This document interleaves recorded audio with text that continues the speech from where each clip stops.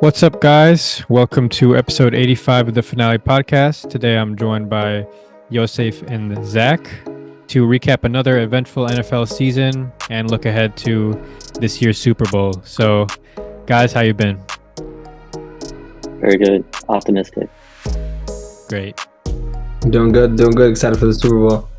Yeah, should be a good game. Zach, obviously, emotions are high going into it as a 49ers fan, but I'm sure it's going to go well for you guys, and we'll see what happens. But before we get into the Super Bowl preview, just wanted to go down, a few topics pretty much encapsulating this whole NFL season, you guys' takeaways from it, things like that. So, first one I had up was just ultimately your takeaway from the NFL season. Just something real brief, maybe. What do you think you took away from the season that you appreciated the most? Anyone can start. It was, I don't know, it was one of the weirder seasons. Everybody kind of like from the start of the year, like I had two friends say like the season's gonna be awful, gonna be garbage and all that stuff. And like I don't really agree with them, but by the end of the season I was just like, I don't know, it's not it was just different. It wasn't the same this year for some reason. I don't know what it was. Mm-hmm. I mean, not gonna lie, I mean Taylor Swift sort of made things interesting, brought new fans to the game, Yeah. whatever Mhm. age, gender, what have you. But you know, it was fun watching it from start to finish, especially with the Niners. So but I don't know, kind of a flat season compared to recent years, to be honest. Mm. Yeah. Yeah, I think what you might be indicating at is the lack of scoring, I think, has went down a little bit since like that COVID year a couple years ago, where we had a lot more scoring in the league. I think it was when you have a shortened season like that, it gives advantage to the offensive side of the ball. And now, NFL teams are getting back into the swing of things. And we're seeing the results of that. I think last year there was less scoring this year than there was even last year. So just a precipitous decline in offensive firepower. Also, a lot of the better quarterbacks in the league got injured this year, which is, not good to see. From Kirk to Justin Herbert to, all over the place. And then that combined with um, a lack of a number one favorite going into the playoffs, I think also gave it a little Mm. instability. And I think even, during the Brady era, we've seen this multiple times when there wasn't a clear juggernaut of a team or a clear favorite going into the playoffs. The default was Brady. And I think we're seeing a similar thing in the situation where when there's no big team, it was the 49ers, then they got exposed by the Ravens, and then the Ravens went into it, lost to the Chiefs just last week. So it's like at Mm-hmm. that point, you don't really know who to believe in. At that point, greatness takes over, and that's what we see in Patrick Mahomes stepping up to the Super Bowl, and we'll see how it goes for him there. Yeah, the injuries to the quarterbacks, I forgot that aspect to it. Yeah.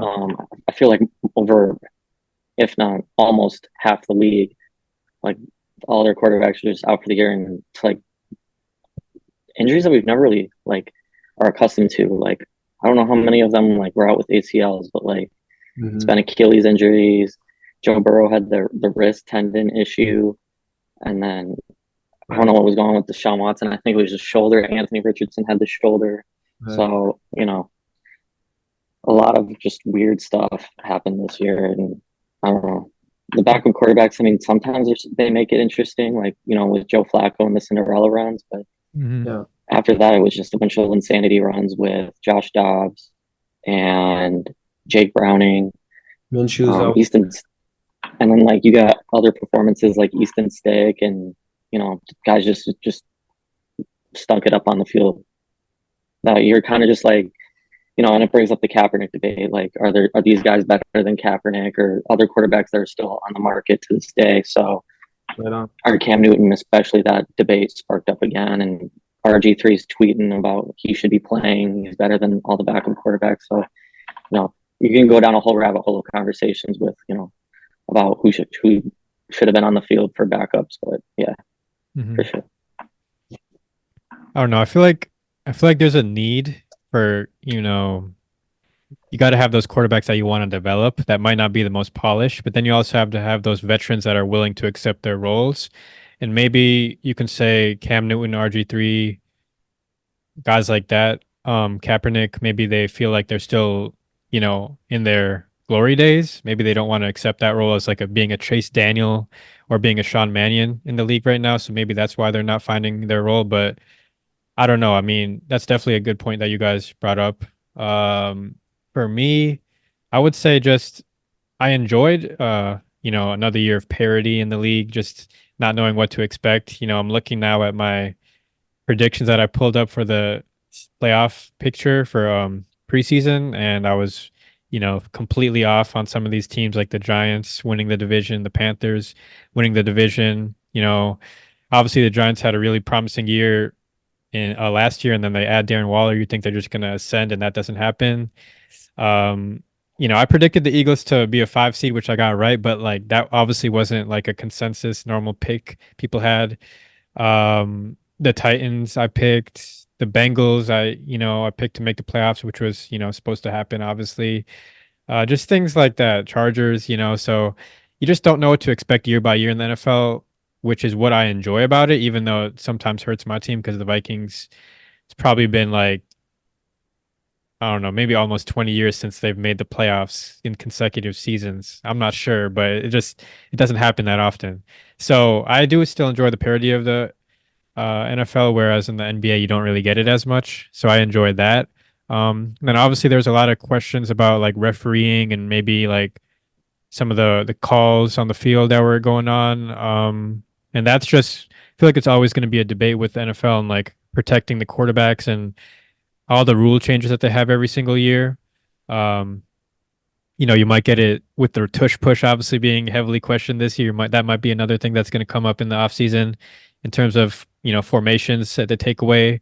So it's just constant change in the NFL. And, I don't think everybody's ever going to be fully satisfied, but I still always enjoy the parody of seeing that new team rise up every year.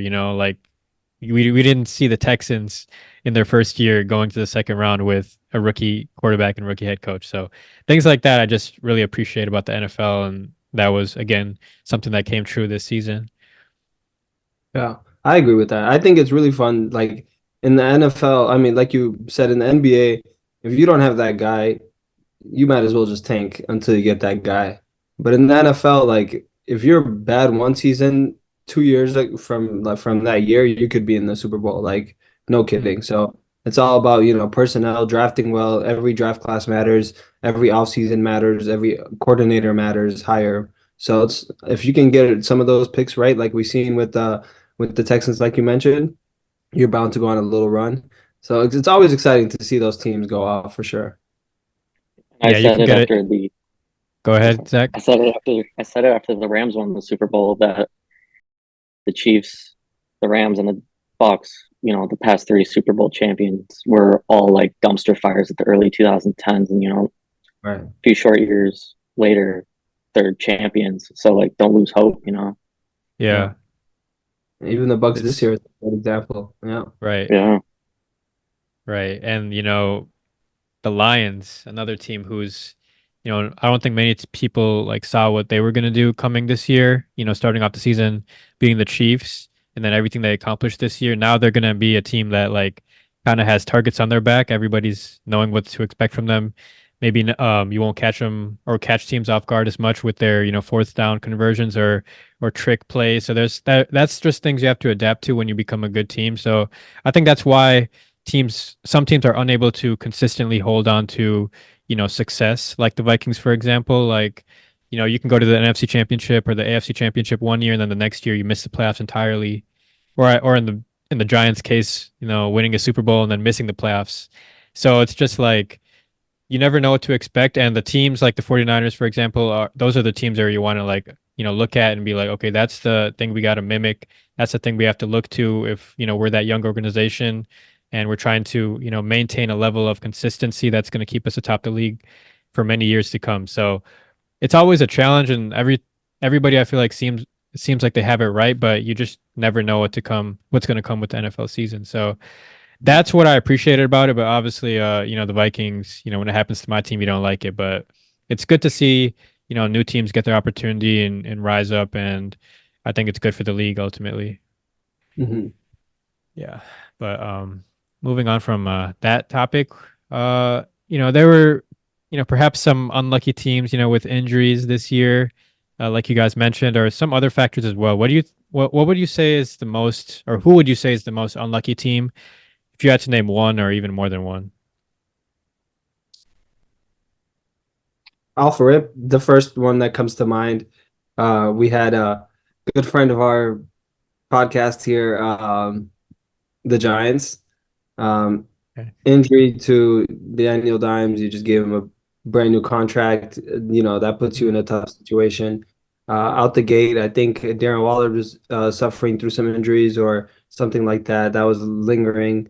And then Mm-hmm. Saquon, of course, he takes his annual couple weeks off. And, that's no shot at him, but it's just, Yeah. running backs is just tough like that. And before you know it, an offense that was looking good last year with a good defense kind of got figured out. Their defensive pieces didn't really work out. The offseason acquisitions that they got didn't work out. So it's just a tough situation to go to a playoff berth last year, high riding high, and then this year just completely flipping the script, and now you have the third overall pick. Like, so that's the type of stuff that we talked about when we talk about parity. Just like it can go from 0 to nothing, it can go from nothing, from 100 to nothing as well. So that was the biggest issue. And I have another team, but I'll let Zach go ahead and I'll circle back. Sure.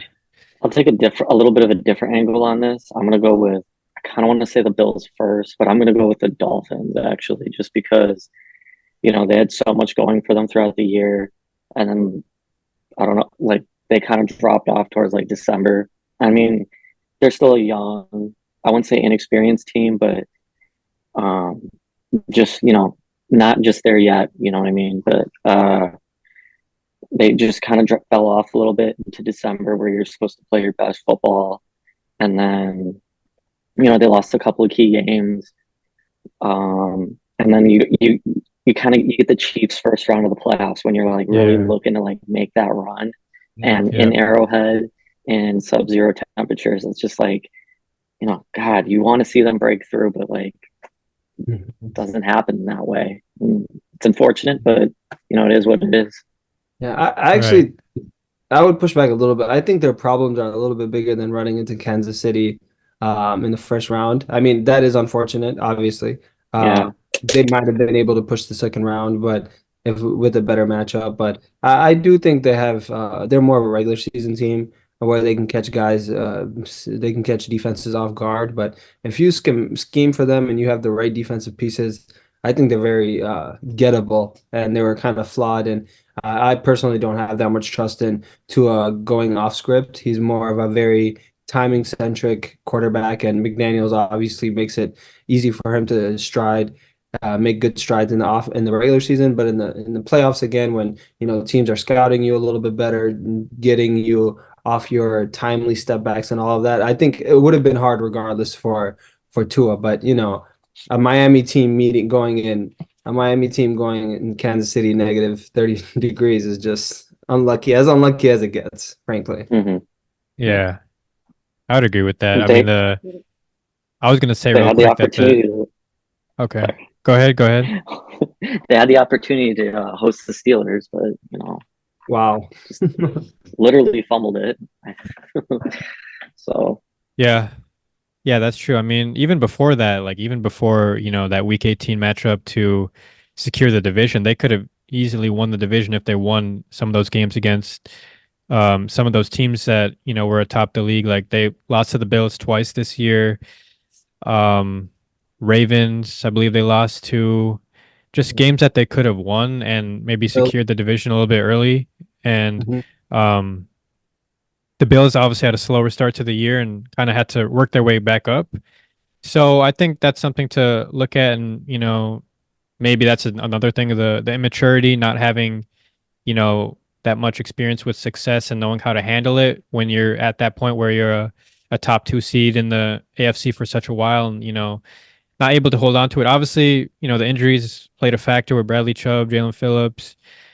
Yeah. So I mean, there's things to look to, but yeah, I think eventually their time is going to come because they've had a lot of success under Mike McDaniel, but still looking for that first playoff win. But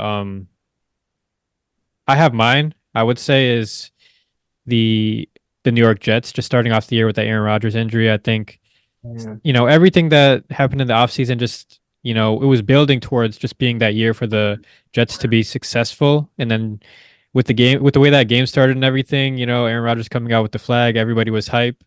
And real quick, it just came to an end, and they didn't have any backup options to really like alleviate for that lack of a quarterback. Zach Wilson had promising moments, I will say, but nobody else was able to replicate, even 50% of what Aaron Rodgers could have done for this offense.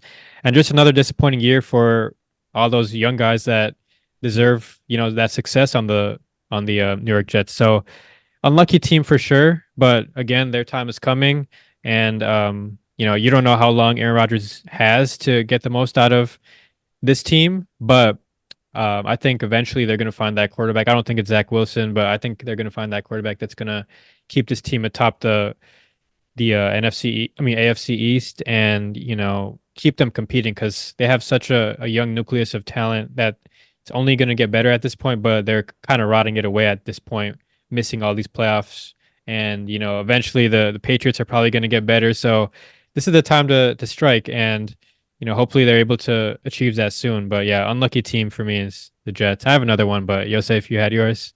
Yeah, the Jets were one of mine too. I had a couple in mind. Okay. Uh, I should just go ahead and say my fantasy team as well because they went straight down with the four plays into the regular season. I'm out of there. So yeah, that was fun. But another team I would say is going in last year.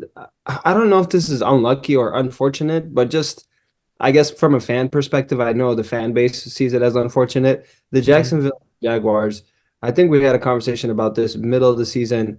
And frankly, I couldn't have guessed, but I did have them outside of my playoff picture at about week I think it was about week 13 or something like that. And I relied him more on like the injury that he was suffering at the during that week, and he actually came back, was able to play that week. But just the breakdown I saw in that team, this was a team that was able to drive down against the Bills, make a amazing put together a couple of plays to get that game-winning drive against the Bills early in the season, string along multiple wins, and then from there to just completely fall out of the playoff picture and not even be able to make the playoffs. I think that's a huge step backwards for a team that, last year was able to go head to head with another top tier quarterback in Justin Herbert and, come back from a crazy deficit and win their first playoff series. What's his name? Doug, their head coach. Peterson. Peterson. Peterson, he came in, we thought he was a revolutionary, what he was able to do with Trevor Lawrence, but it's kind of disappointing to see how that season ended. It leaves a lot of question marks, and I'm eager to see how they bounce back this offseason, frankly. For sure. Um, yeah, I mean, just the way they lost that division, I'm not sure how the end of the season, but they had a pretty strong hold. I think they might have been like 8-4 and then still lost the division. Crazy. Um, and like I think so they had a chance to be the 4 seed if they won their last game against the Titans, lose that game, and go all the way out of the playoff picture. And that's just how crazy it was in the AFC. I mean, you had the Bills had the scenario where if they lost the Dolphins, they could have been either a 2 seed winning that game, which I think they ended up being, or being completely out of the playoffs, losing that game, and if other things went in their favor. So it was just a very tight AFC picture down the stretch, and that contributes to it. But yeah, the Jaguars are a young team, took a little bit of a step back towards the end of the season, but hopefully they are able to figure it out. I think they have the right pieces to do so and control that division for the foreseeable future. But obviously CJ Stroud and Anthony Richardson, some guys in that division that aren't going to go out without a fight too. So looking forward to seeing what is in store for the AFC South. But another team I had real quick, I think the Vikings, unfortunate, with how their season ended, um, able to go on that little win streak mid-season, beating teams like the Packers, beating teams like the 49ers, Kirk Cousins playing like one of the better quarterbacks in the league. And then that Achilles injury obviously is unfortunate, but still able to pull off wins, with Josh Dobbs.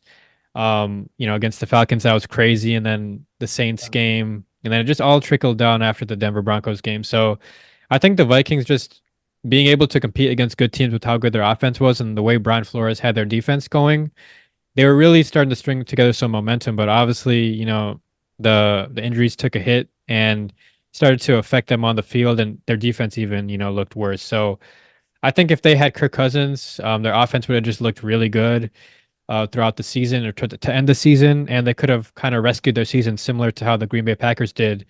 I truly believe that because the Packers, at the time we beat them, they were like, for sure not making the playoffs. But then Jordan Love gets it going after the Thanksgiving win against the Lions, and things are different. So I think the Vikings could have, even despite their 1-4 start, could have definitely changed the way their season ended. But yeah, eventually we'll get into our team's biggest needs this offseason, which I'll address. But yeah, unfortunate. I feel like how the Vikings, had things go against them this season. Yeah, what's really ridiculous is kind of that dichotomy between last year and this year, where last year we went ridiculously 11-1 in close games or one Yeah. score games, whatever. And then this year, straight out of the gate, we lose to the Bucks by 3 points or whatever. Yep. Game that was very winnable. And then we go on to go 0-3 or 1-4 or something like that. And to start Yep. out our first five. And if you look at those games, we lost to the Chargers on a 2-point conversion or something like that, right down the it was Yeah. very Goal line. Yeah. right. And then we also took another loss. Where was it? Just out the gate, we Philly. came Yeah. just a little lackadaisical. Philly was the one loss that was like acceptable, but even that they ran it down our throats, like just in True. an fashion. Outside of the Philly game, we were the Kansas rest was City. Kansas City. We feel like the should, Vikings played really well against Philly. Like, yeah, I mean, the first half and like a little bit of the second half, you're kind of just like, like taking a deep exhale and just like, getting a little frustrated for a bit. But at the same time, like, I thought they yeah, played. I don't know if they played well enough to win the game. yeah. Hmm. If you want to, talk unlucky about like the Jefferson goal line fumble. Right. Hopefully For the rule gets sure. changed this year. But Oh anyway, yeah. like I thought that after the Addison bomb Yeah. that it was gonna be a good game, and and then Swift got going. I think it was Yep. Swift, Yep. and Swift yeah, they just couldn't just Yeah. kept. find an answer for him, and then the Eagles Yeah. were like, oh, okay, we don't need to rely on Hurts anymore. And Yeah. what they did for them is one that took the ball out of Hurts' hands, but also neutralized their pass attack that was giving Hurts so many fits that game.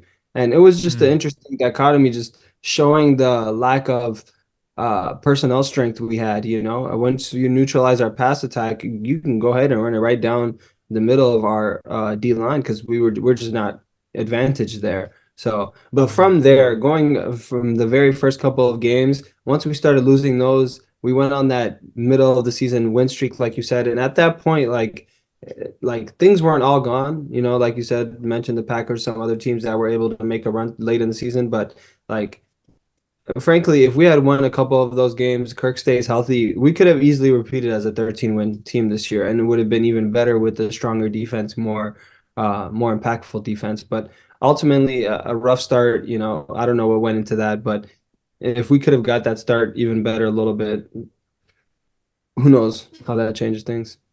Yeah. Like the Vikings haven't started 1-4 in like a while. Probably like Leslie 2020. Frazier days or 2020, was No, it I swear it 2020? was 2020. Oh Yeah, yeah, the they were COVID like, year was bad. yeah, Yeah. Yeah, it was bad. My mhm, fault. I forgot about that. Yeah, that's right. fever dream, But quite literally. that's true. Yeah. But hey, man, I mean, hopefully things change next year. Like I said, the Vikings have this every other year curse or whatever. So next year should be the year where they bounce back. But yeah, I don't want to speak too much into like what I think they need. I'll speak into that when we do the team's biggest need. But moving on, that was the most unlucky teams. What do you guys think would be your most fortunate teams this season? I think the most fortunate team was the Ravens. Everything went right for them. Yeah. Like honestly, I could take a step back and say the AFC North because just how Mm, amazing that division is. Just everyone yeah. hit straight cylinders, even with the worst team being the Bengals. You know what I'm saying? Is just ridiculous to say out loud after the fact. So, but outside of that, like specifically to hone in on the Baltimore Ravens, this is a team that, many people had reservations about the Ravens coming into this. Lamar was a free agent. No one else gave him a contract but the Ravens. That was a little suspicious. He comes in and gets the running game going, gets the passing game going. They get him a couple weapons. Mark Andrew goes down, continues to keep going with Isaiah Likely. It's just beautiful, beautiful football that was being played by the Ravens, both defensive and offensive end. And, they really deserve that run to the playoffs. Unfortunate the way it ended, and I think that just speaks to the lack of experience that they had in those playoff positions. But a couple years down the line, you give Lamar the same team, I think he makes it all the way. So ultimately, just a great show of coaching, personnel, quarterback play, running game, just all around. I think they had the best season this year. I guess I'll elaborate just a little bit more because I had the Ravens too. When you look at their roster, not very many players on that roster scare you too much. Like, yeah, they have a good defense, and There's a couple guys, but off right, the top of my head, I could Marlon Humphrey, Patrick. uh, Roquan uh, Kyle Hamilton. Hamilton. Hamilton. I hope I didn't Green. Yeah. butcher his name. It's like something completely different. Anyway, but like, Roquan Smith, like good players, but like not all Pro Bowl type players, Or I Mm. mean, they might have gotten snubbed for the Pro Bowl if they didn't make it, but and then they signed Jadeveon Clowney, and like, ooh, and then they signed Odell Beckham, and it's I mean, will he play the same Rashad Bateman? Doesn't scare me honestly. Zay Flowers and Mark Andrews and Lamar are really the only players on that team, on that offense actually that scare me. Yeah. But once you figure all them out, and this is why Lamar should be MVP, by the way. He had all those good pieces around him, but like nothing real too like special to write home about. Yeah. Um, any 113 games, I got into an argument with people for this in TikTok comments. But anyway, but yeah, like that's why Lamar should be MVP. Like, there's Yeah. really nothing special about that Ravens team. I mean, yeah, they were a top 10 rushing team in the NFL. With Can't really name them off the top of my head. Sorry, Ravens fans. But a team that I will say that also got lucky was the Pittsburgh Steelers. 100%. Should not have made the playoffs. Jaguars didn't really deserve it anyway, but Kenny Pickett goes down. I mean, it's basically the same team, honestly, with Mason Rudolph. Najee Harris gets into a rhythm. Jalen Warren makes a name for himself. And then you're also dealing with George Pickens' tantrums, but he's also making a name for himself at the same time. And everybody's like, getting flashbacks of Antonio Brown. Deontay Johnson's finding his rhythm, finds the end zone for the first time since the COVID year. And then DJ Watt has another defensive player of the year type year. And then, Mike Tomlin's Mike Tomlin. You can never bet against him. But at the same time, like, you have all these pieces, but like they're still losing winnable ball games. And they finished the season 9-8, and they squeak into the playoffs. I don't know. They had all the things that they needed to happen playoff scenario wise go for them the last 2 weeks, and they should not have been in the playoffs, but they made it. And they gave the Bills a run for their money for I think the first half. I think it was 17-20. And then, I don't know. I just thought they were more lucky too. So yeah. Yeah, I see it. Yeah, true. For me, I'll say again, like the Lions just being a little fortunate, you know, because I feel like, not a lot of teams knew what was coming out from them, with their play calling, with their aggressiveness, more often than not, the aggressiveness worked for Dan Campbell. Obviously, that was the main talking point in the 49ers loss about the aggressiveness going for it on the fourth downs. But for the majority of the season, it worked. I remember the first game of the season, they like went for it on a fake punt at their own 30-yard line, and that just showed you the character of Dan Campbell, what sort of aggressive mindset he was trying to build.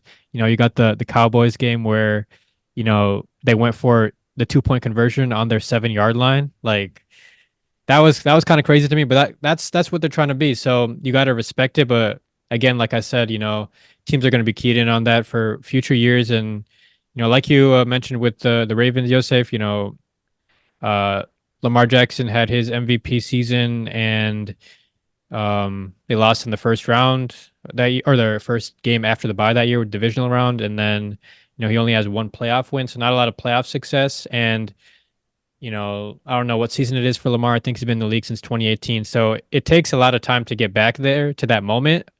And, on top of that, the Ravens lost their coordinator. So it's just like a lot of things have to go right for you Yeah.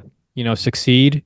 And Dan Campbell even mentioned it. Like, it's not guaranteed that we get back to this point, but they have that mindset that they will. So I think they're fortunate in terms of teams not preparing for them. But with the way the NFC North is kind of heading in that, upwards direction, I feel like it's just going to be even more tough for them. And like I said earlier, they're going to have a little bit of a target on their back, but it's going to be interesting for me to see how they deal with that, because it's been like, what, 30 years probably since they had that type of pressure on them, with the way, the Vikings and Packers have controlled this division for so many years. But that was one of them. And then the Browns, I feel like they were fortunate just how Joe Flacco was able to come in and then just exceed any sort of quarterback play that they've had this year and just keep them like competing with some of these teams. Joe Flacco was playing out of his mind, and that brought up the question: oh, why didn't the Vikings sign Joe Flacco? He's on the streets and nobody signed him. Like, all these teams needing quarterback play, and he was there. But I think he just fit what they were trying to do in Cleveland. Stefanski, especially, like, he did really well in Minnesota with Kirk Cousins, and I feel like that's sort of like a similar type of quarterback, like Joe Flacco, just his ability to sling it. And they did really well to get to that five seed, and they were a dangerous team going into that Texans game, but things didn't work out. But yeah, I think Joe Flacco, I don't know if he's interested, but I think he's done enough to, get himself a spot in the NFL next season.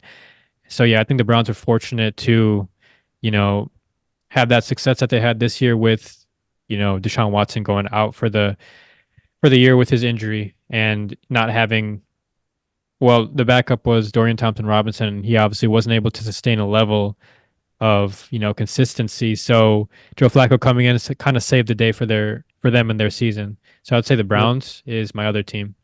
Yeah, I have a couple of teams I want to shout out just really quickly.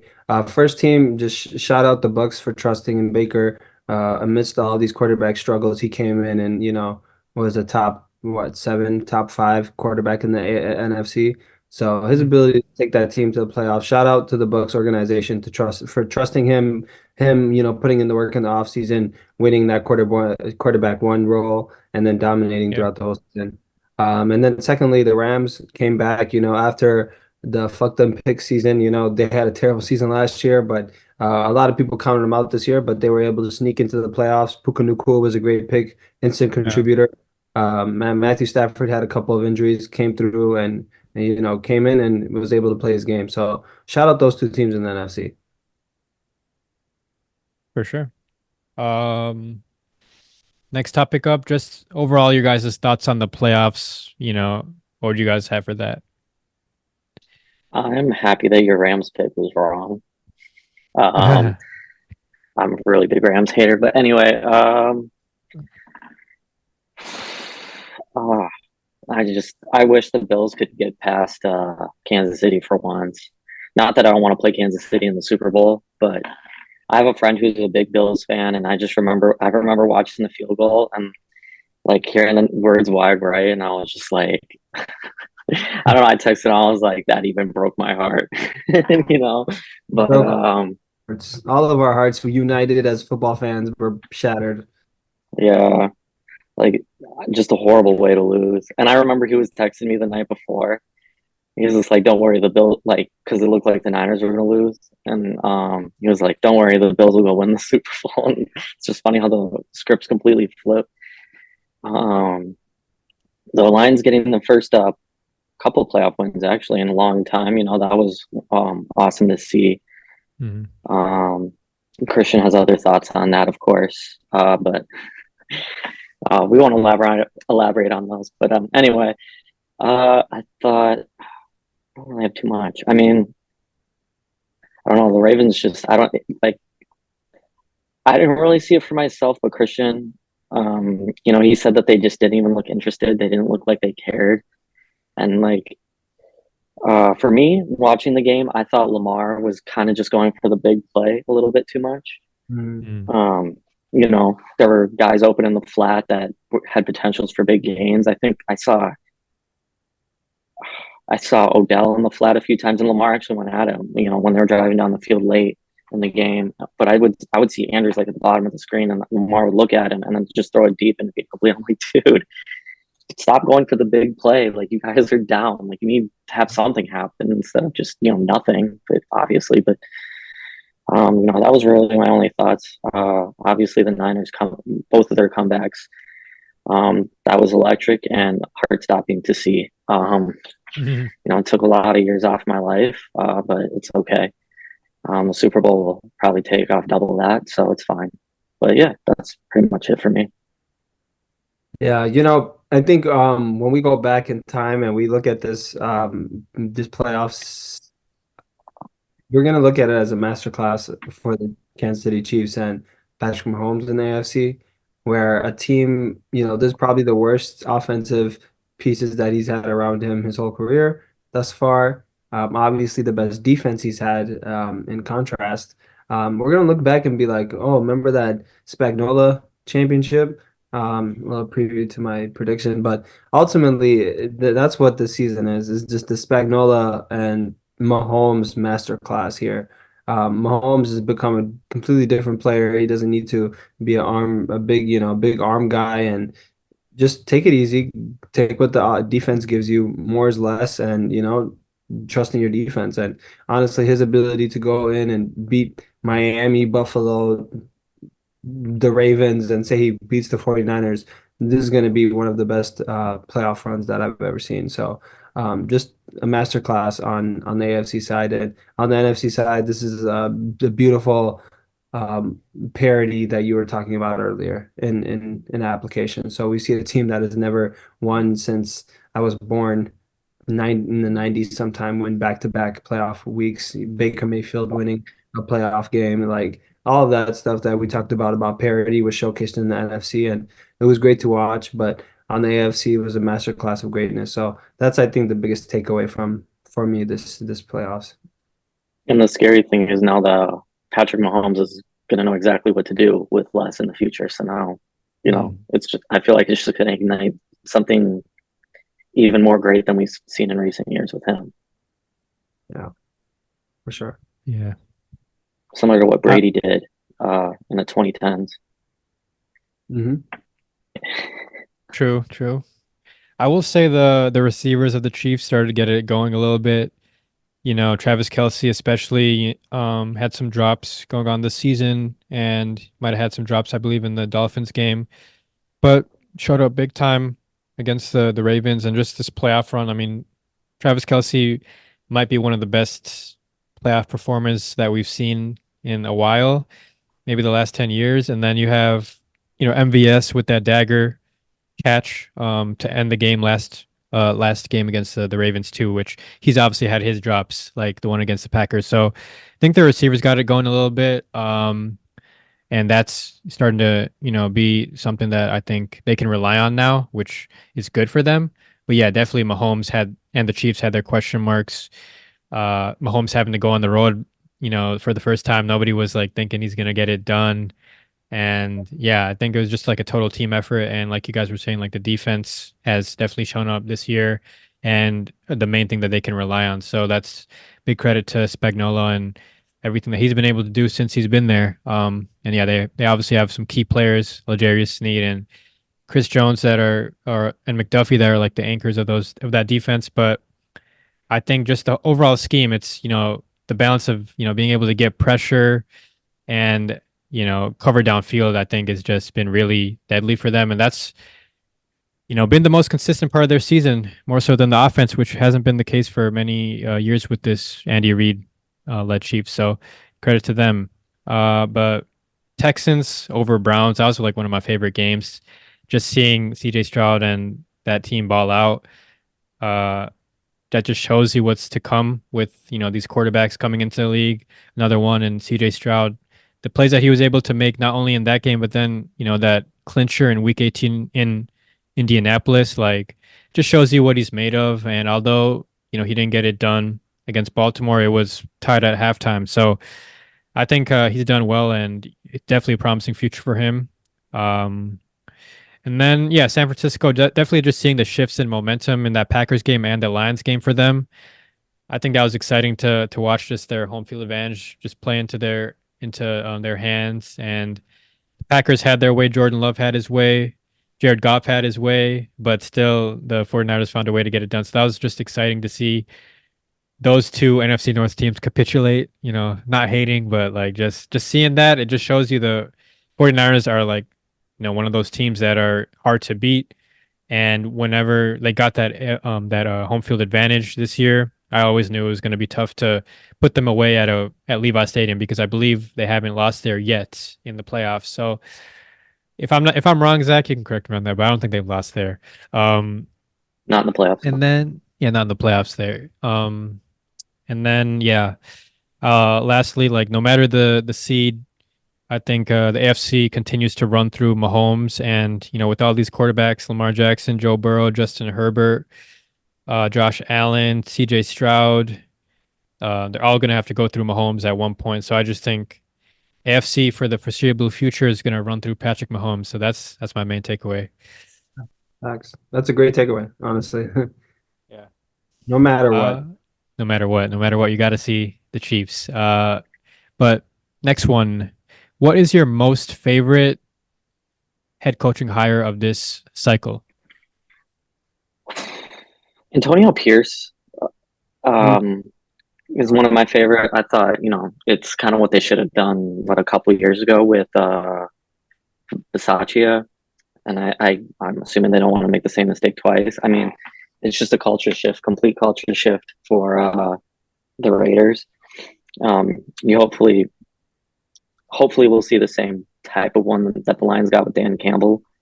Um, I really like the trend that former players, especially recent former players, are becoming head coaches. I really like the Gerard Mayo head coaching hire that I called the night before he was hired, by the way, or Yeah. the night before he was hired on this podcast. Um, but yeah, I like the Antonio Pierce hire, and then Gerard Mayo is a very, very, very close second.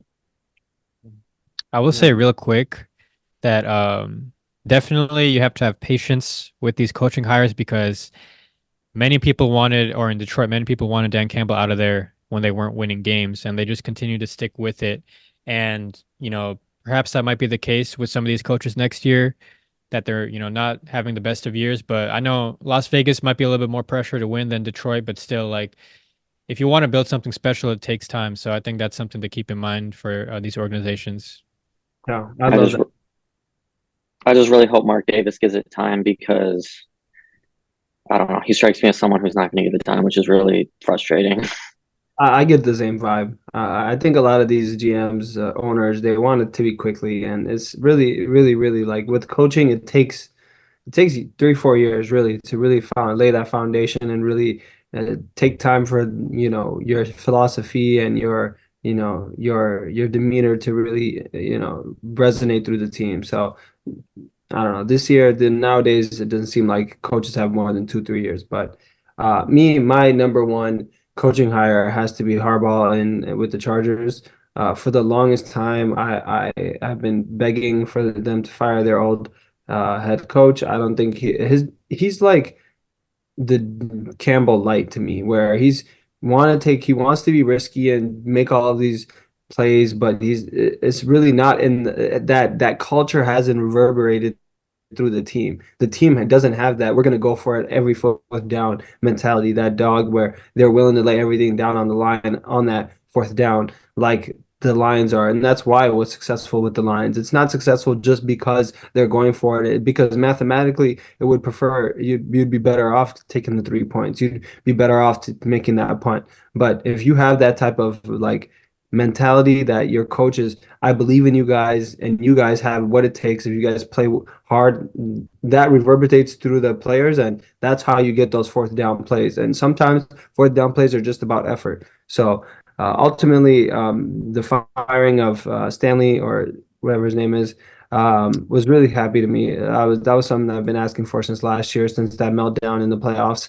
Now Herbert has a coach that has been proven to bring a team all the way to the Super Bowl, has been proven to play with a quarterback at a high level, and not just play with him, but develop him to a level where he could be a Super Bowl level quarterback. So I'm completely excited for, and also we've seen what he did with Michigan, of course, taking, a bottom organization. I mean, not they're a historic organization, but Yeah. organization that was playing well and completely flipping them around, having trust in his quarterback McCarthy that was able to go in and finally win the whole thing in college football. So that type of leadership, that type of college setter, culture setter is, I think, what the Chargers are missing. The Chargers are historically a poverty franchise, frankly, and in order to get them back to the high graces, it takes a head coach that has the ability to really make his influence and his presence felt throughout the whole organization. So I'm super excited to see what Justin Herbert does with this level of head coach. And depending on the offseason that they have this year, the draft, free agency, this could be a completely different team around Justin Herbert. And man, am I excited.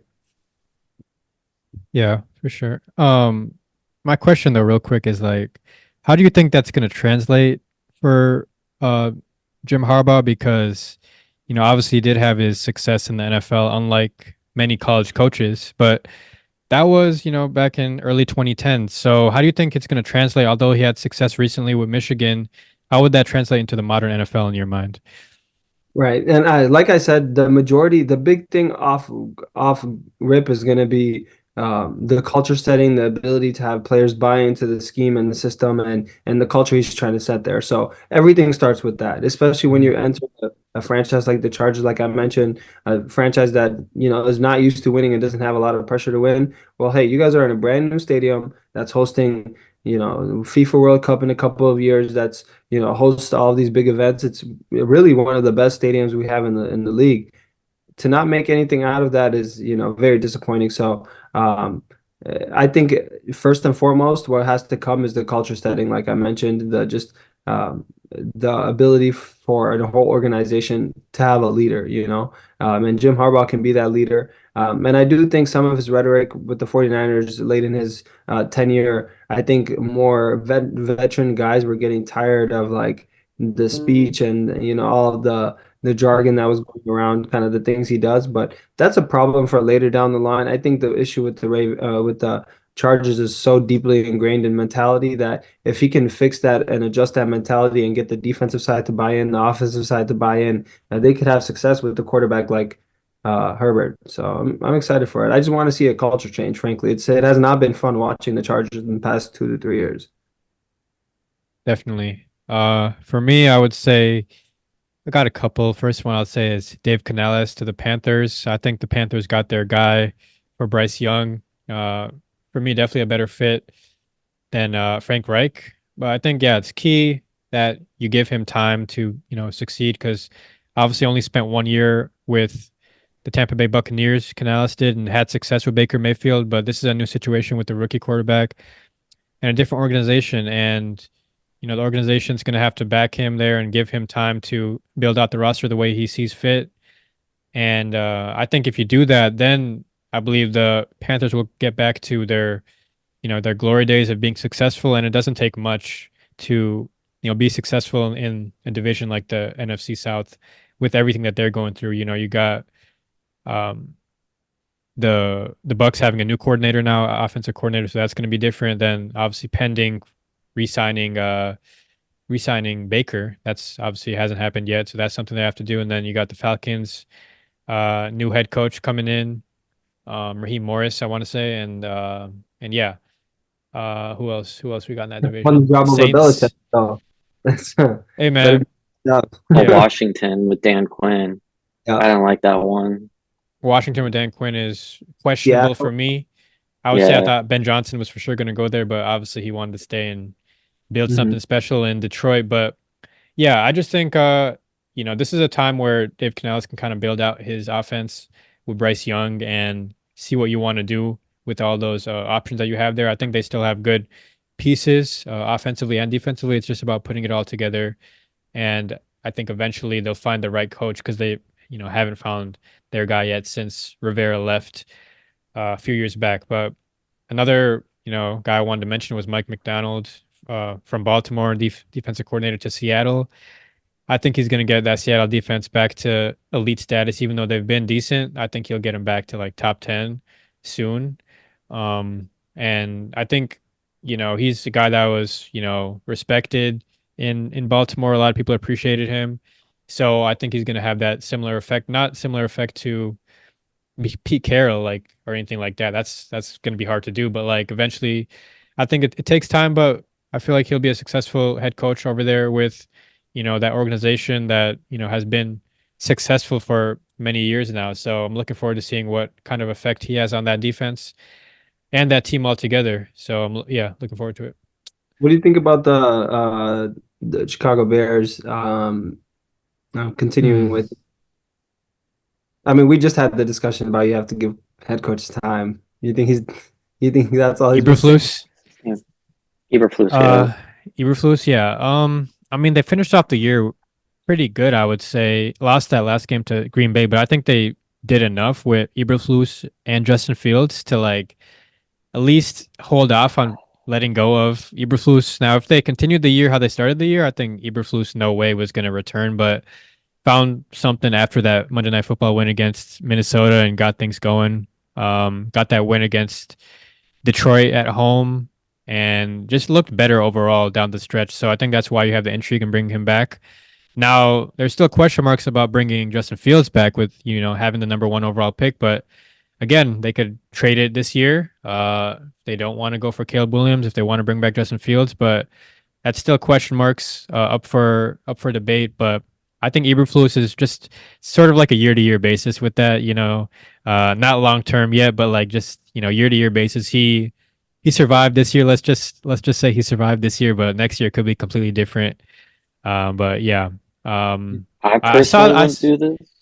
Whoop. Go ahead. I just want to expand on the Bears thing just a little bit. Yeah, I personally wouldn't do this. I wonder if the Bears are just going to keep Eberflus around for a year. I mean, I know Cliff Kingsbury was available this year, but I wonder yeah. if they want to draft Caleb Williams first and then like see how Kingsbury does his first year back as like in the league, as offensive coordinator for the Commanders. And then like if he has a great season, then fire Eberflus and then hire Kingsbury to reunite Caleb Mm, Williams and Cliff Kingsbury. I that'd be mean, interesting. yeah, Hey, I Yeah, mean, that'd be interesting. there are yeah. opportunities for quarterbacks. I mean, for head coach or offensive coordinators to become head coaches next year, like we said, with the Lions offensive coordinator. So that's interesting take. What do you guys just quickly? What do you guys think the Bears should do with the first overall pick? Uh, I I think still they don't should go Marvin know. Harrison. If I'm You said being honest, I think any of the three teams should take Marvin Harrison if he's there. If the Bears go Caleb Williams, so be it. Then the Commanders should take Marvin Harrison and give Howell another year. Like the Patriots should definitely take Caleb Williams if he's there. They should definitely take a quarterback, whoever's there. But I think Marvin Harrison is it's a slam dunk. It's a sure thing. And then I think they should both quarterbacks on each team with the Commanders and the Bears. I think they just deserve one more year to just prove it. Because I mean, Hmm. great quarterback talent is coming out of the league every year. I mean, is coming out of college football every year. I mean, in my opinion, I don't really know. Like Caleb Williams has his question marks, and Drake May has a plethora of question marks. I think not really any of the quarterbacks this year are slam dunks. I think Jaden Daniels is, you know, a, a, I think he's a decent prospect, but I don't think you're missing out on anything that bad this year if you don't take a quarterback. I think it's a slam dunk with Marvin Harrison, in my opinion. I think mm, this class And is then you pair definitely. either, I would and say then you real pair quick. either. Okay, Okay, real quick. real quick. I was gonna say I don't think this class is like any worse than Kenny Pickett, Malik Willis type of class. Like this class definitely has some depth even beyond that top three. You got Michael Penix, Bo Nix, JJ McCarthy. So I think this class has depth, but that's why I would say it's not a guarantee that every year, somebody's going to come in and just be that guy because it's not like Kenny Pickett was the number one overall pick. Like he fell to 20th and then Willis fell all the way out of the first round. I think eventually second or third round pick. So maybe that's why the Bears are trying to secure that guy for their future. Last year, obviously, had the chance to, um, stay at number one, but traded back. So that's an option this year. But I don't know. I feel like if they want to go receiver, you got Harrison, you got Neighbors, but why wouldn't they just want to like trade back into like the third, fourth, or fifth pick? Because I don't think it's likely that any team would be trying to take a wide receiver, in the top two picks, or the number Yeah, one pick True. for sure. Maybe the second pick, maybe the second pick, but I don't think the number one pick, a receiver, Yeah, that's is right. is Yeah. gonna happen. Yeah, Zach, but what were you about to say? Oh, yeah, and then you pair Marvin Harrison with either Terry McLaurin and DJ Moore. That was Mhm. really it. That's not really what I was gonna say. Okay. That's Yeah. interesting. Curious. That's interesting take. For me, I think you got the first overall pick. You have to go for the quarterback of your generation. That analysis is basically sold on the Vikings. We drafted JJ, best draft, I mean, best wide receiver in the draft. 4 years later, we have to pay him 200 something million, and we have one playoff appearance in his tenure, maybe two. You get the quarterback, you're there, you're relevant for 15 years, like Yeah. every year. And hmm ultimately, Right. Marvin Harris is I think you're right. He is a lock. He will be really good in the league, and there's no way around it. But ultimately, what is he going to give you? He's going to give you jersey sales. That's about it, frankly. And if you want wins, It is. It's a you Jerry know, Jones type pick. yeah, exactly. When you're America's team, it doesn't matter if you make the playoffs every year. But You're selling ultimately, jerseys. yeah, Chicago, they're a huge market. I think there's a lot of pressure for them to win. They're a historical franchise, of course. So if they get their quarterback and they're relevant for 15 years, Marcos tapped on a little bit earlier. The NFC North is trending upwards. The Bears are here. I mean, the Lions are here to stay. The Packers just found their quarterback for the next 10 years. We'll see what the Vikings can do, but they've have two elite receivers and Addison and JJ. Like the offenses are ballooning in the NFC North. If you can't find that quarterback of the future, I frankly don't think that Justin Fields is that guy. I don't think you pass up the number one overall pick. Every time you have the first overall pick, you draft the best quarterback and best quarterback prospect, in my opinion. So if you think that's May, you can go ahead grab May. If you think that's McDaniels, go ahead grab McDaniels. I personally think it's Caleb. Let's go rock with Caleb. Give him a couple years and see what happens, frankly. And if it doesn't work out, you'll be bad and you'll get to draft in the top five again. So that's kind of where I live with it, especially seeing these top end quarterbacks in the AFC. Like the NFC, if you have one of those guys, you're making it to the second round almost guaranteed every year almost. So yeah, that's my take. yeah, it's a tough one. I mean, if they don't want to bring back Justin Fields, he definitely has some suitors elsewhere with the way he played, to end the year. So it's going to be interesting to see. But yeah, I don't know what they're going to do. Next question before we do the Super Bowl preview. What would you say is your team's biggest need this offseason? Secondary. I'll just elaborate on it a little bit. I mean, losing. First of all, like this is kind of a bitter pill to swallow that Talanoa Hufanga is not going to be back there during the Super Bowl. You kind of want to run it with him. Uh, Jair Brown is a question marks. I mean, he's a rookie still, so I mean, hopefully he develops. Hopefully this year was, a very good teaching year for him. I think cornerback is probably number one. Um, I'm really not very impressed with Charvarius Ward. I think he's a ball hawk, but I think it kind of just ends there. He goes for the big play a lot, gets burnt. I mean, yeah, he'll get 5, 6 interceptions per season. He'll make the tackle, but I feel like, he just it's frustrating to watch. Diamador Lenore he's a great player as well, but I just don't think that he's at the. I think he's just a nickel corner, which is what he's been the first few years of his career. Um, Mhm. yeah, but he's played great in these playoffs. He's gotten inside of receivers' heads. I think getting in the Packers game. I mean, like that's all he was doing on the first few drives, but yeah, burnt the rest of the game really. Um, I, and I think they should also get someone. They need to get someone to pair with Huff in the safety um, department, and also linebacker is probably a need too. With you need that third musketeer with Fred Warner and Dre Greenlaw. Leave the defensive line alone. It's fine. Stop going out and getting defensive tackles. It is so frustrating. Like I let the big ticket guys, Randy Gregory and Chase Young, like whatever. I guess This is Chase Young has played very what you wanted him to do, but watching tape of him against the Lions was very frustrating. And it's just like instead of trading for Randy Gregory, instead of trading for Chase Young, we could have had Jalen Johnson. And, and we could have got like the beginning of the Lions game that probably doesn't happen.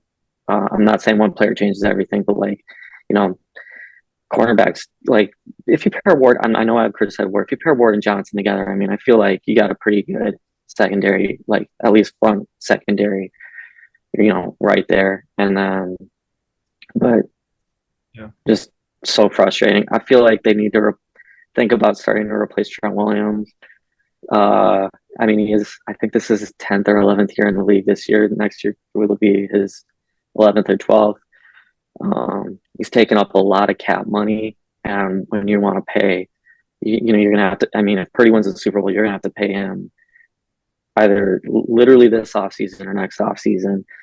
You got to pay Ayuk now, and I hope the Niners don't play chicken with the Vikings and the Cowboys of who's going to be the last to sign their great receiver with Lamb and Jefferson. It's like, no, let's just agree that Ayuk is number 3 in there. Like it's fine. Do not play chicken with them. But yeah, that's kind of just my thoughts on their needs.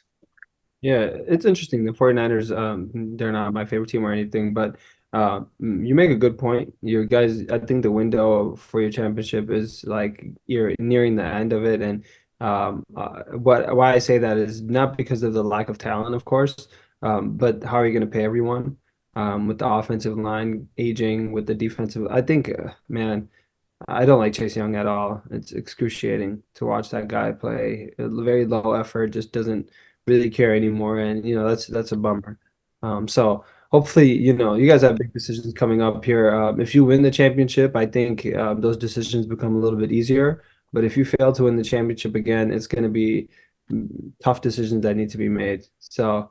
Yeah, I mean, I envy you guys, and you guys have ability to be in your second Super Bowl in 4 years or something like that. Like shout out to the 49ers, but these are the games where everything comes down to next week. So yeah, good luck to you guys. But from the Vikings point of view, in order, I think these are the groups that we need to go for, position groups that we need to go for. It goes interior defensive line is the number 1 on my list, running back is second on my list, and then quarterback of the future is third on my list. So whether that means grabbing what is his name, Penix from Washington later in the draft, if he falls to you with that 11 pick, who knows? You go with him. Maybe you sit him next to Kirk, you sign Kirk for a couple years and see what you can do.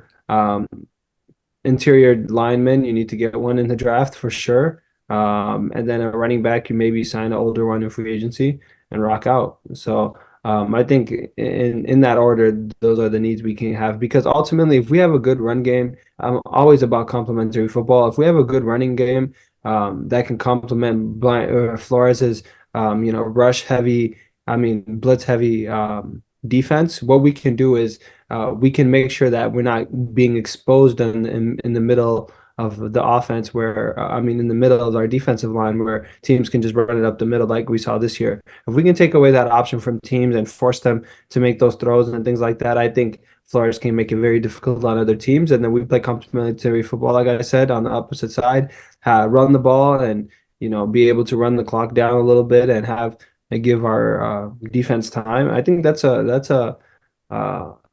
that's a combination for a playoff team with especially with the offensive talent we have with Kirk, JJ, and Addison and Hawkinson. Like all we need is just interior defensive linemen so teams aren't running the hell out of us the ball against us. What do you think, Marcos? Mm, What do you yeah. Yeah, I would agree with definitely your options there. I didn't have quarterback on my list, but I definitely can see why securing that quarterback of the future is necessary. Um, with the running backs, yeah, I mean, I just feel like the Vikings get themselves in a lot of third and long situations, and that definitely comes down to the running backs not getting much out of Madison this year. With him being the lead back finally after, a lot of people were calling for that. Uh, and then Ty Chandler gave some promising moments, but not the best in pass protection. So I think it'd be good for the Vikings to potentially find themselves that next, running back of the future. They found Dalvin Cook second round. They found um, Ty Chandler late on in the draft. I think maybe like fourth or fifth round at the earliest. So you can always find those running backs late. Vikings might do that, but they can also go for that free agency addition. I think Devin Singletary, I think that'd be a reliable option for the Vikings to bring back. Was kind of able to resuscitate his career a little bit, after he left Buffalo and had success with Houston taking over from Dameon Pierce. So I think the Vikings should look to a veteran running back. They've done it in the past, going after Latavius Murray, who has success as a Viking. So I think just pairing Ty Chandler with a veteran running back that is a little bit more reliable would do well for the Vikings to rescue their running game and get it back to what it once was. Because definitely need that running game to put you in the best positions offensively for Kevin O'Connell and crew to be successful. But yeah, running back is a need. I also said interior D line like Yossef. Definitely don't think Harrison Phillips is enough. He's had success again, but I think we could, do more to get a little bit more interior pressure on offensive lines. Secondary, I would say again, uh, you know, you still don't know if Harrison Smith's gonna come back, but I think it's time that we move on from him. But I think that's, got me a little bit reserved about that decision is we haven't found a safety next to him that's gonna be like, okay, we can rely on you. Had the opportunity to get Kyle Hamilton, didn't go for that. Lewis Seen is not the guy. Cameron Bynum is still inconsistent, I would say, to rely on him really. So it's kind of like in 2020, like Zach brought up earlier about the COVID Vikings, where they got rid of that veteran defense with Anthony Harris, Xavier Rhodes, and all them. Just a bunch of young guys just cruising out there. Cam Dantzler.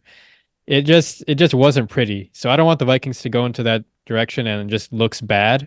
Although Brian Flores does have a way of making a lot of players look better than they, probably are, which I think is a credit to him. But yeah, I think you don't really have a reliable safety, so maybe get somebody to assist in the secondary, and also wouldn't hurt to get another cornerback to pair with Mekhi Blackman and Byron Murphy Jr.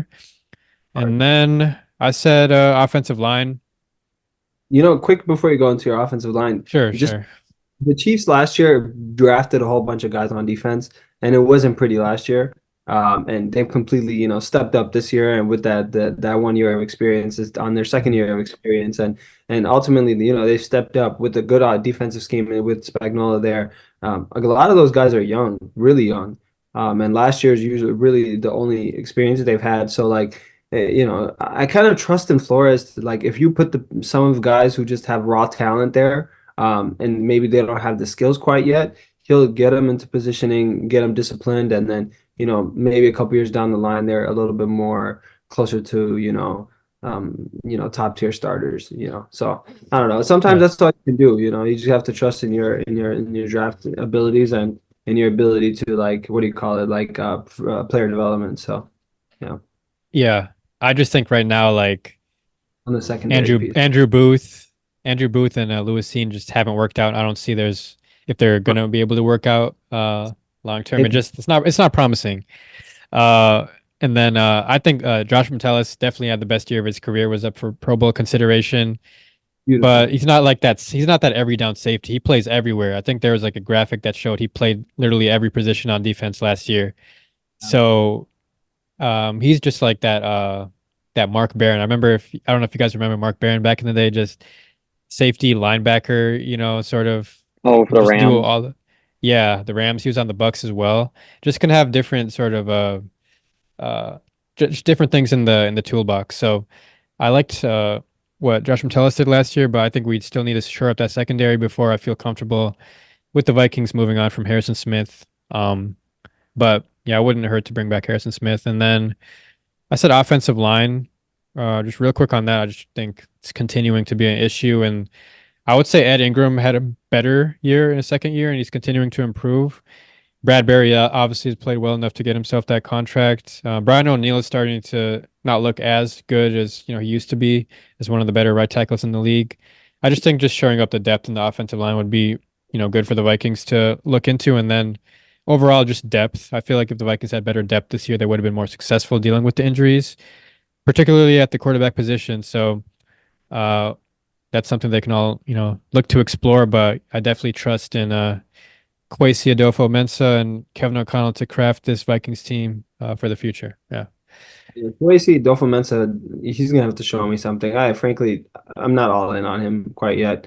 I Okay. think just yeah, he just needs to show me what he can do. He first year on the job, he didn't do anything. He just ran it back, which is okay.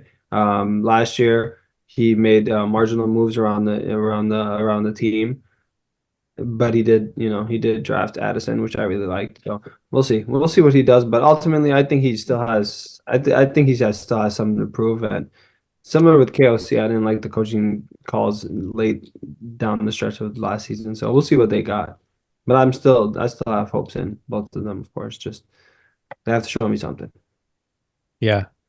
Definitely they're far from a finished product as a partnership there, but um I think there's just some promising things to look to, and some, obviously like I mentioned, unlucky parts of the Viking season this year, but yeah, we'll see what they can do. I think definitely in the draft, it's been their biggest fallbacks for the team just in terms of developing guys. Uh, so hopefully they can address that this year and hit on some of these draft picks and definitely some of these free agent guys because they've gone after in free agency Sedarius Smith. Uh, who else have they gone after? Traded for Hawkinson. Um, traded for Dobbs. But yeah, I would say the draft is really where they got to hit on their picks. It's Vikings typically hit on their receivers. So Jordan Addison, very successful first year. But beyond that, I think just got to hit on your draft picks, and I think that's where the Vikings fan base will be a little bit more satisfied with Kwesi and Kevin O'Connell. But yeah, um, Super Bowl preview time. Uh, 49ers Chiefs. I'll let you guys have the floor with this one first. Just give your analysis for what you see happening in this game for both teams, and then I'll do the same, and then we can finish it off with our score predictions. This time around, compared to 2019, uh, I don't know, I just feel more reason to be optimistic. Debo's more experienced, Fred Warner's more experienced, Nick Bosa's more experienced, Kittle is, taken off. Purdy is a more put together, calmer Jimmy Garoppolo and some. Uh, CMC is better than Mostert. And I mean, Tevin Coleman is a little bit above Elijah Mitchell, but honestly, like it's going to be CMC probably the whole game, other than asking to come out to take a breather like he did against Detroit, which I don't imagine he'll do during the Super Bowl. But I don't know, it just feels a little different. Like every time Jimmy G took the field in the Super Bowl, like I love the guy to death, but like I kind of just sit there and worry a little bit, you know. I'm like, can he do it? Can he do it? And try to It's funny. have as much faith as possible. And I think Ayuk is a little bit better. Well, Ayuk is better than Sanders. I just think there's a lot of reason to, you know, feel a little bit more optimistic than last time. I don't know about their secondary. I mean, their secondary I felt was a lot better in 2019 with K'Wan Williams and Emmanuel Mosley. I think Jaquaski Tart was on the team. He left the team briefly for a little bit, and he came back in 2021 or 2020. I can't remember, but I don't know. I don't remember that he was on the team in 2019. He might have been, and I just dreamt the part about him leaving for a little bit. But anyway, um, I just feel a little bit more optimistic this time. The Chiefs' offense isn't as great as it was. However, Mahomes is still making do with it with it. There's no Tyreek Hill to worry about, but Rashee Rice is still something to worry about, but he's not Tyreek Hill, if you know what I mean. Their defense is better, but I think I don't know. There's just so much. I just feel a little bit more optimistic and a little bit more comfortable this time around. I'm just hoping Shanahan makes the right moves when they're up by, if they're up, not when. Don't get me karma. But like if they're up, because Shanahan historically with a lead, just doesn't know how to hold it. So I'm gonna cry either way if they lose or win. So looking Hey, man, forward to it. I'd love to be in your Yeah. situation. It's always good to have your team playing for that, for that. Yeah. Right? But um, this is what I would say. Ultimately, like you said, if you want to compare the 49ers 2024 compared to 2019, I think you guys are very much more a well-rounded team. You go from the running game to the offensive pieces. Maybe you guys have taken a slight bit of a step back on the defensive side. Just the dominance of your secondary, like you mentioned, maybe has taken a step back. Maybe half a step back is the proper analogy for that. But ultimately, the offense has taken, 2 steps forward with the addition of McCaffrey, Debo playing like an all-star, all-pro guy, Kittle, Ayuk playing like, a grown man now. All of that is just, and like you said, of course, Brock Purdy playing with that calm poise that we're talking about. I mean, me and Markos were talking early before the season started about how poise is one of the best indicators that one of the best aspects that I want from my quarterback. If he doesn't have that poise, that leads to uncertainty in the biggest moments, and that's the last thing you want from your starting quarterback, especially with all of those offensive pieces and weapons that you have around him. All you need is a game manager that can make the plays, and even he was getting a bad rep about how he can't play from behind, and he's able to do that now twice back to back against the Packers, against the Lions. So shout out to Brock Purdy, proving his haters wrong, doing a lot more with his feet that might be able to be the key against the Chiefs as well. And you guys definitely have like a chance to win this whole thing. But ultimately, what I've been beating around the bush with is just Patrick Mahomes is, I think, outside of Tom Brady, the best and most scariest quarterback that I've ever seen in my life. When it comes down to it, even if you give him a minute and 30 seconds, he will get down there. He will pick your defense apart. Even with the lackluster pieces he has, all of his guys are just prone to stepping up, from Kelsey to a rookie Rice. Pacheco is running like a monster. I think that's going to be the name of the game for the first 3 quarters. Is going to be Isaiah Pacheco against the interior defensive line, against Chase Young and those folks in the front. If they're able to if they're able to slow him down from the very beginning, I think your guys' chance of winning goes up drastically, because there's just a feeling that teams get and opposing quarterbacks get when Patrick Mahomes has a 10-point lead over them. All of a sudden, they start getting the jitters a little bit, and they're not playing as smoothly as they should. And we've seen this with Lamar Jackson last week. We saw it you could maybe even say with Josh Allen 2 weeks ago. So ultimately, you have to take it slowly. And if you guys allow the Packers, the Chiefs to get up to that lead, it's going to be really hard to come back from them. They won't be making mistakes. I think I seen something that said Patrick Mahomes hasn't thrown an interceptable ball in the last 2 postseasons. So not an interception, but a ball that is even able to be intercepted. Like that's the level of quarterbacking play that you guys are up against. A guy that doesn't make mistakes, a guy that's not willing to give you guys an inch. So ultimately, if Pacheco gets it going early, um, it's going to be a long day for you guys. So I think the keys of the game for the 49ers is to stop the running game early. Don't go down by more than 10 points by halftime, and play calm and poised football, and you guys can win the whole thing. But ultimately, your defense, your offense is going to need to make plays.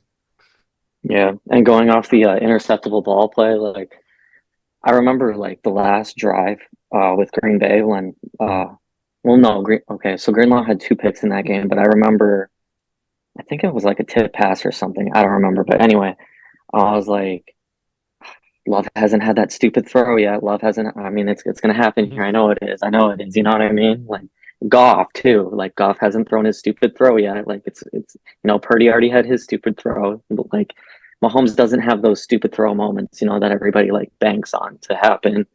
So like that's another like reason you're nervous because it's like Mahomes is not gonna have his stupid throw. He's not gonna make a play to lose the game. You know what I mean? So that's just the worry that like overwhelms you. And also with Purdy too, like you're like it's fourth quarter and it's like 20-24. It's like, yeah, Purdy's clutch, but I don't know. He hasn't had this stupid throw yet. And So I'm curious to see how the those jitters that I talked about affect Brock.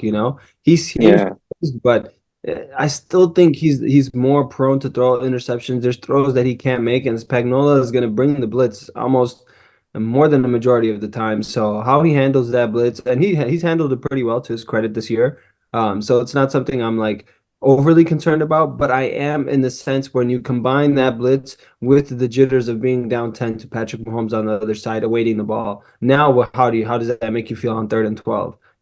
So like it's those situations where I'm really fearful for the 49ers and Brock Purdy. In that 3rd and 12 where he knows he's about to give it back to Patrick Mahomes down by 10 in the third quarter, midway through the third quarter, like I think those are the situations where he throws an interception, makes a bad throw, makes a little risky of a throw, attempts to be the hero, which to his credit, this is not him. The aspects, the guy that I'm, referring to right now is not the guy that I've seen in Brock Purdy. He's not the guy to be acting like a hero and make those risks. But when you have that Patrick Mahomes on the opposite side and that defense is suffocating, like you'll start making those risks. You'll start doing that thing when the lights are the brightest. So man, McCaffrey's the guy that can help him out here. He's the guy who can bail him out here. If McCaffrey goes for 100 yards and 2 touchdowns, that's the game ball in my opinion.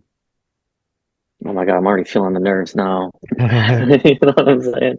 Like I everything is was I shaking right got the now. team pretty well on that one. I can't lie. Yeah.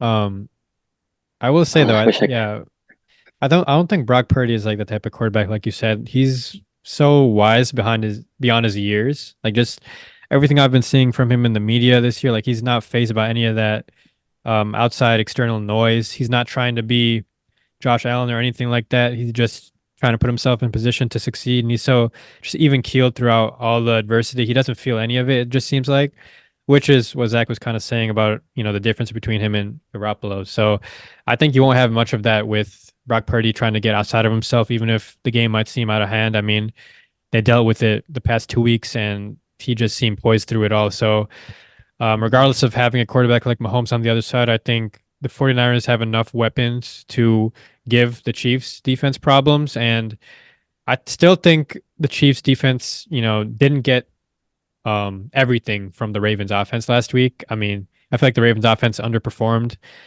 and I still think that the Chiefs offense is going to give them the most fits that they've had.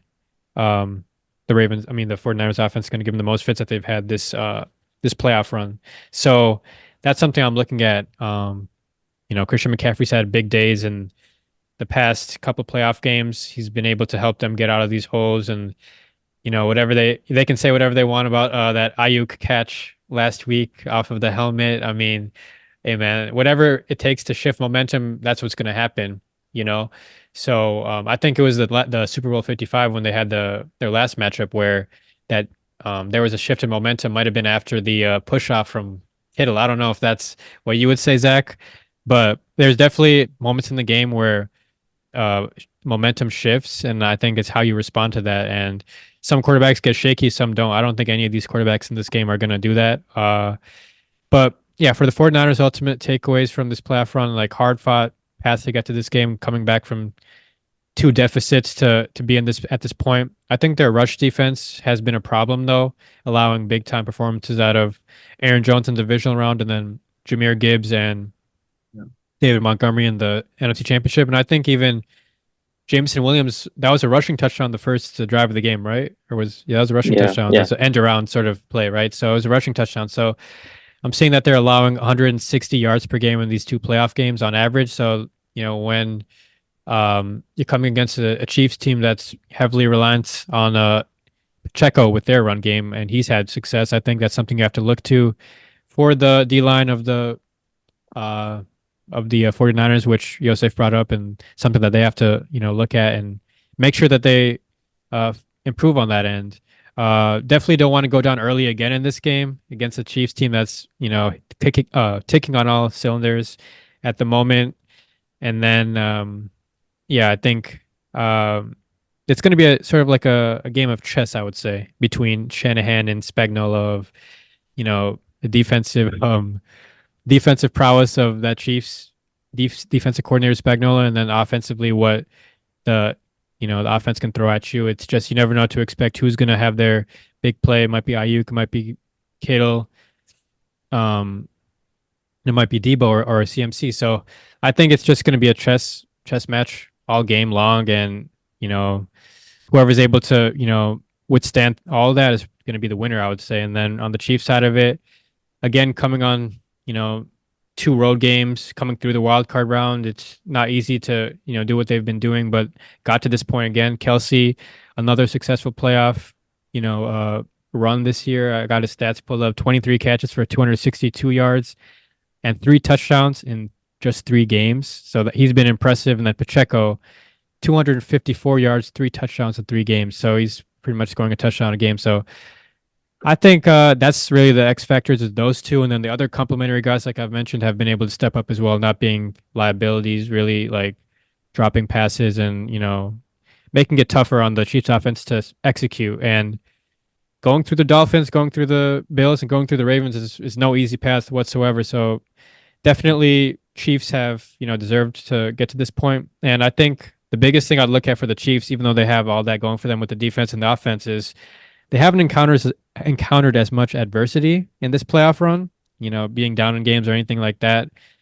So although the Bills game was kind of, pretty much a shootout till the end, I think they haven't encountered as much as adversity, definitely not as much as San Fran. So how would they respond in those moments is what I'm looking to see if that is the case in this game. But yeah, I think it's, these are the two best teams in the NFL.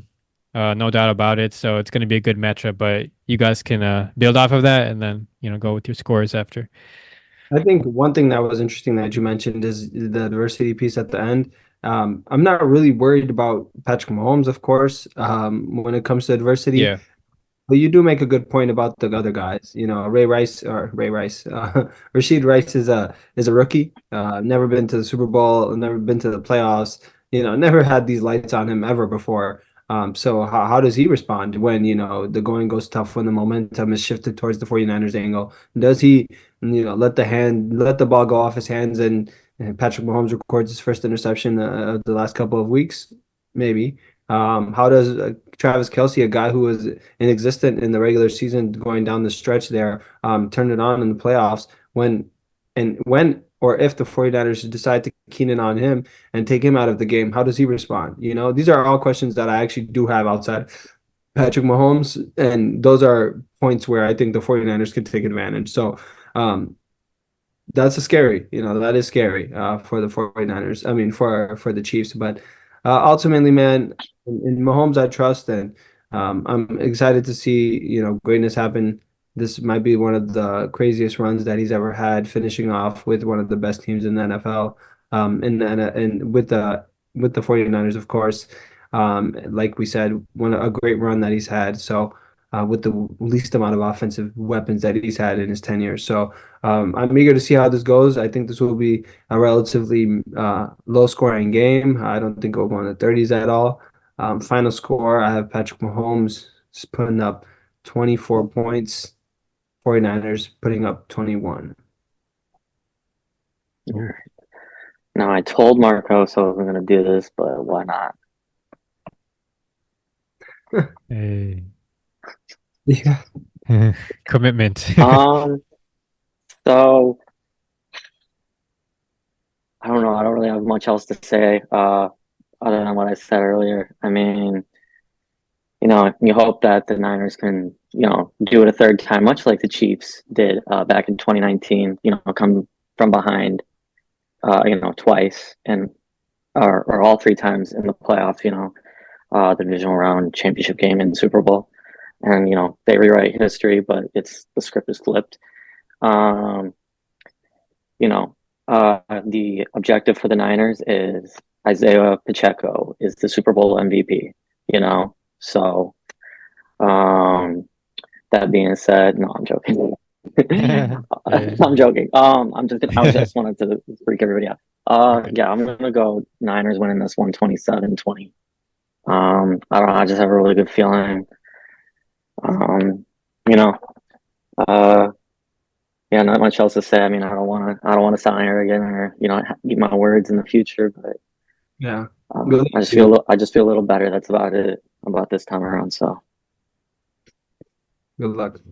Okay. yeah, and to be honest with you, going into the Lions game, I was like, to be honest with you, like if they lose this game, like yeah, I'll be upset, but honestly, I'll be relieved because like a lot of the times, like I'll be honest with you, like yeah, it's fun to watch them like go this far and win, but like, oh my God, it's just a lot of nerve. Like I don't know, it's just maybe it's just me as a person, how I handle like stress and anxiety and all that stuff. But like, oh my God, sometimes it's just not fun. But I mean, obviously, the results, is rewarding and know euphoric. But yeah, As a lifelong Vikings fan, we can switch places whenever you're ready. Yeah, we can't relate. I did that. I did that back in 2011. Don't worry, I'm not afraid to admit it. But For sure. yeah. I switched places because I was annoyed of like you know I was annoyed of like just the mediocrity and like I don't know the 2009 NFC Championship game.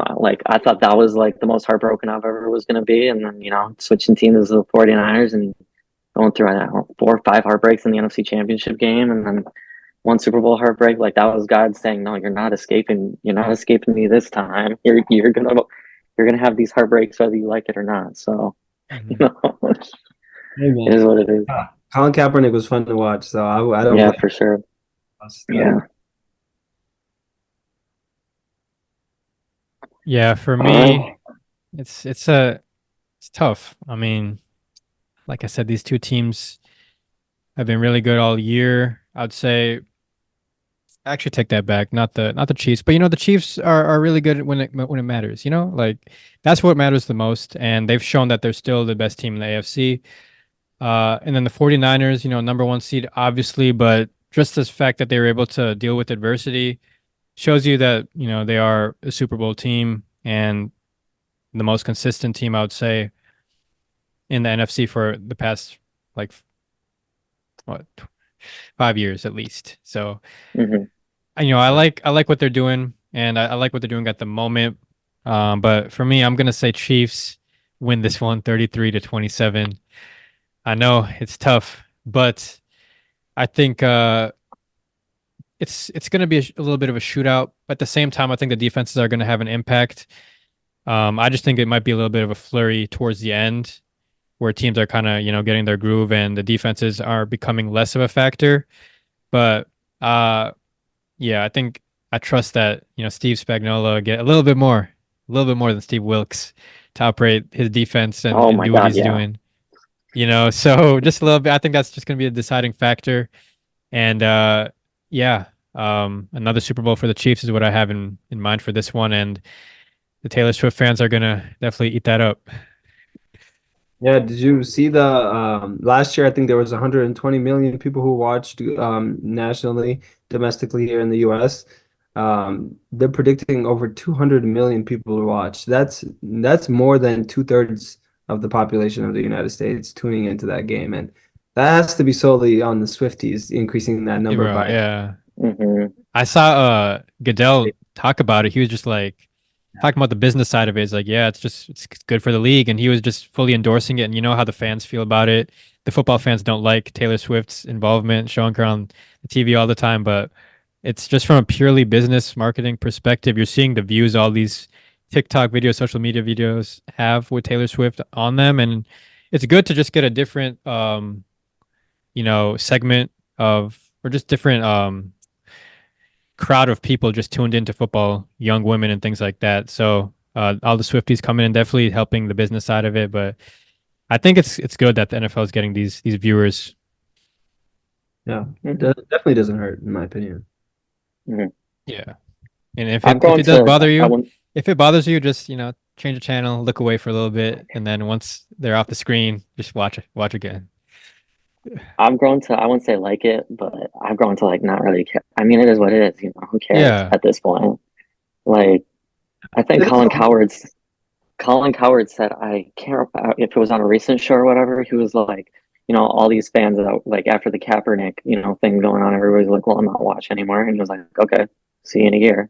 And like, it's almost the same thing, but not, exactly. Like people are like, I'm doing watching the NFL with the Taylor Swift crap. And Hmm. I think, and they've had seen a growing viewership of like, I think 12 to 17-year-olds and then 35 and up. Mm. Um, I think within young women, I don't know how they get, the gender stats, but like, you know what I mean? But um, yeah, it's great for the league 100%. And, you know, um, business side of it, I think it's entertaining regardless, but Yeah, yeah. Yeah, definitely. it's dope. Well, guys, I mean, you guys all gave your predictions. We'll see what happens. Definitely though, good luck to Zach and the 49ers. I don't have Likewise. any, favorite in terms of, either of these teams. I don't have any connection there, so I wouldn't mind seeing the 49ers win just for your sake and get that Super Bowl win for Shanahan for sure. So we'll see what happens, but yeah, good luck to you guys and hopefully we have a good game on Sunday. Right on. Yeah. All right, guys. So yeah, episode 85 in the books. Good little episode we had here with Zach and Yossef, and yeah, last episode of the NFL season. It was a good one, and it all comes to an end on Sunday. We'll see what happens, but that was everything, and we'll see you guys next time. Peace. Peace.